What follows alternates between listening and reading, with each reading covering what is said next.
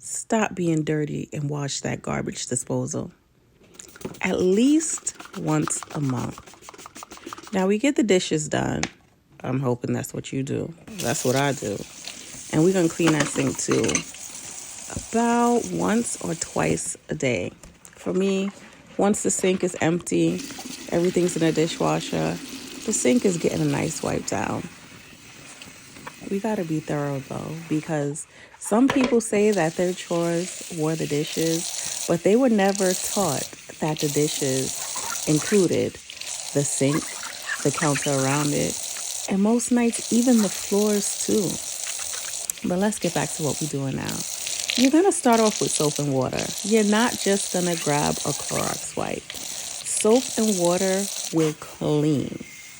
Clorox wipes disinfect. So we're going to go use water as hot as you can tolerate it or warm. You're going to get that soap nice and sudsy. I use some disinfectant spray to start with. Being a creature of habit, I got to use that spray too. We're not really supposed to be mixing chemicals, but I'm a work in progress with that because growing up, that's what they would always do. 10 times worse though.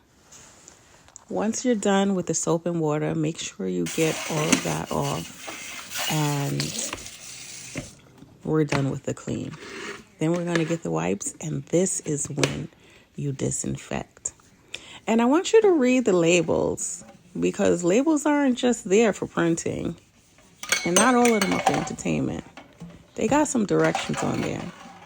And when you're disinfecting with wipes, do not turn on the water immediately.